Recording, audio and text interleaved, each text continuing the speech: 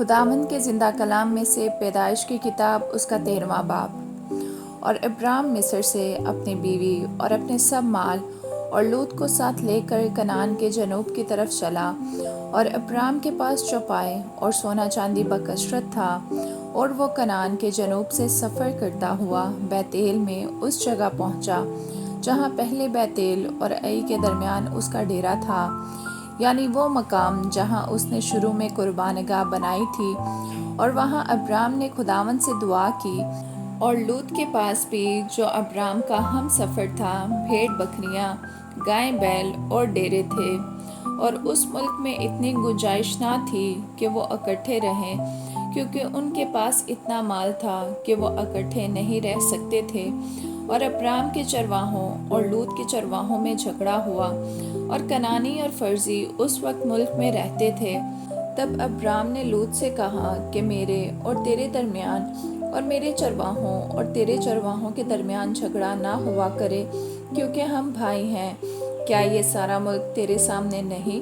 سو تو مجھ سے الگ ہو جا، اگر تو بائیں جائے تو میں داہنے جاؤں گا، اور اگر تو داہنے جائے تو میں بائیں جاؤں گا۔ تب لوط نے آنکھ اٹھا کر یردن کی ساری ترائی پر جو سکھر کی طرف ہے نظر دوڑائی، کیونکہ وہ اس سے بیشتر کہ خداوند نے سدوم اور عمورہ کو تباہ کیا، خداوند کے باغ اور مصر کے ملک کی مانند خوب سیراب تھی۔ سو لوط نے یردن کی ساری ترائی کو اپنے لیے چن لیا، اور وہ مشرق کی طرف چلا، اور وہ ایک دوسرے سے جدا ہو گئے۔ ابرام تو ملک کنعان میں رہا، اور لوط نے ترائی کے شہروں میں سکونت اختیار کی، اور سدوم کی طرف اپنا ڈیرا لگایا۔ اور سدوم کے لوگ خداوند کی نظر میں نہایت بدکار اور گناہ گار تھے۔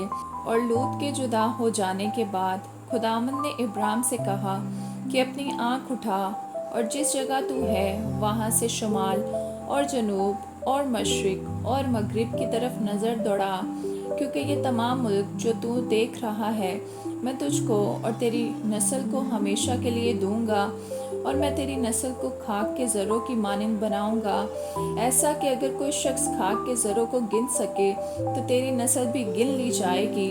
اٹھ اور اس ملک کی طول و عرض میں سیر کر، کیونکہ میں اسے تجھ کو دوں گا۔ اور ابرام نے اپنا ڈیرا اٹھایا اور ممرے کے بلوتوں میں جو حبرون میں ہے جا کر رہنے لگا، اور وہاں خداوند کے لیے ایک قربان گاہ بنائی۔ آمین۔